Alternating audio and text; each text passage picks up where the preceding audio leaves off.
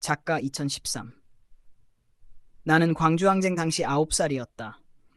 그해 우리는 광주에서 서울 변두리 수유리로 막 이사를 왔다.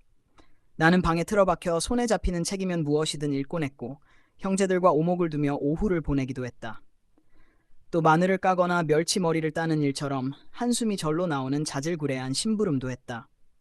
내가 가장 싫어하던 일이었지만 어머니는 늘 그런 일들을 내 몫으로 남겨두셨다.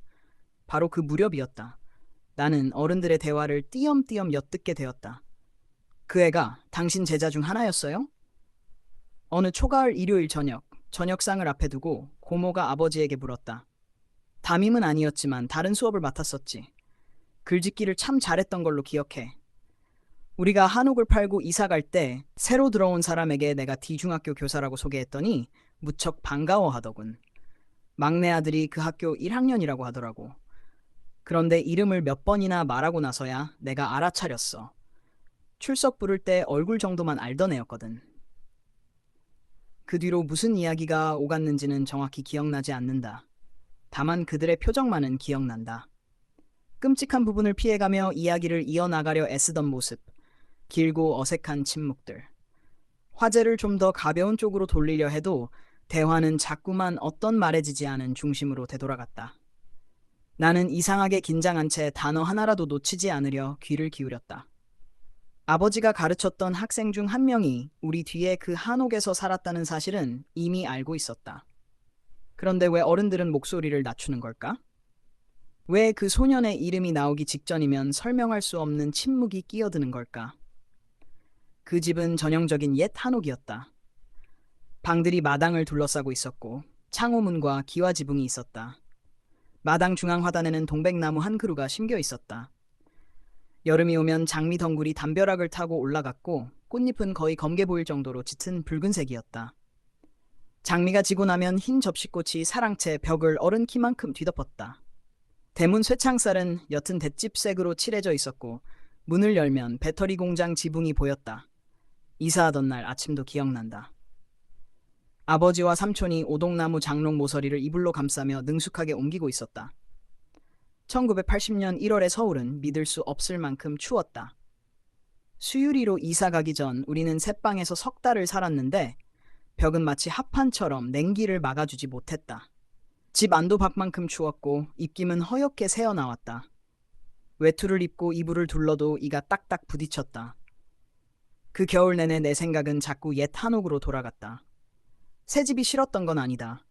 다만 오래 살지 않았기에 정이 들지 않았을 뿐이다. 한옥은 내가 태어나 처음 9회를 보낸 집이었다. 외할아버지가 외동딸인 어머니를 위해 사준 집이었다. 부엌으로 가려면 내 작은 방을 지나야 했다. 여름이면 나는 마룻바닥에 배를 깔고 숙제를 했다.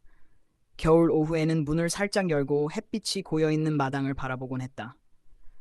그들이 수유리 집에 찾아온 것은 초여름 새벽이었다. 새벽 3시에서 4시 사이 어머니가 나를 깨웠다. 일어나, 불 켠다. 내가 눈을 뜨기도 전에 불이 켜졌다. 비몽사몽 일어나 보니 두 남자가 문간에 서 있었다. 어머니는 부동산에서 온 사람들이야. 집 보러 왔어. 라고 말했다. 하지만 어머니는 잠옷차림이었다. 나는 단번에 잠이 깼다.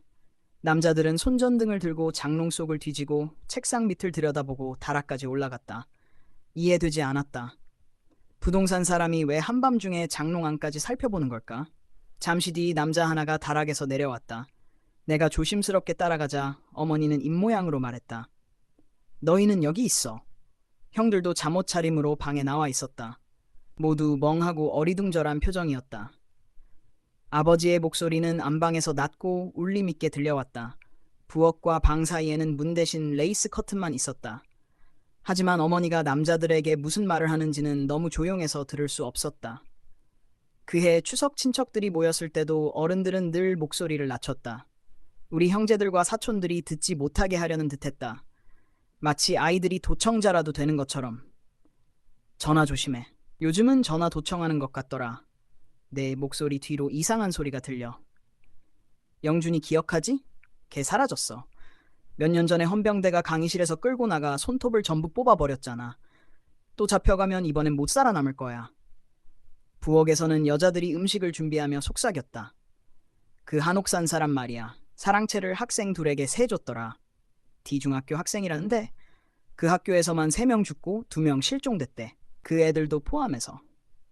어머니는 한참 동안 고개를 숙이고 침묵했다. 그리고 아주 작은 목소리로 말했다. 젊은 임신부가 있었대.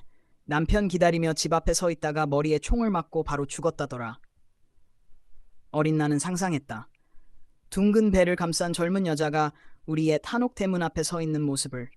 창백한 이마 한가운데 총알 구멍이 뚫린 채. 그로부터 2년 뒤 아버지는 광주에 다녀오며 사진 책자를 가져왔다. 당시엔 비밀스럽게 인쇄되어 기차역 등에서 몰래 팔리던 책이었다. 어른들은 더 이상 책장 앞에서 속삭이지는 않았지만 그 책만큼은 아이들이 보지 못하게 맨 윗칸에 숨겨두었다. 하지만 밤이 되면 나는 몰래 의자를 밟고 올라가 책을 꺼냈다. 우리 한옥은 이미 헐려 있었고 그 자리엔 2층짜리 조립식 건물과 철물점이 들어서 있었다. 나는 무엇을 기대했던 걸까? 마치 누군가를 만나기로 약속이라도 한 사람처럼 한참 동안 그 가게 앞에 서 있었다.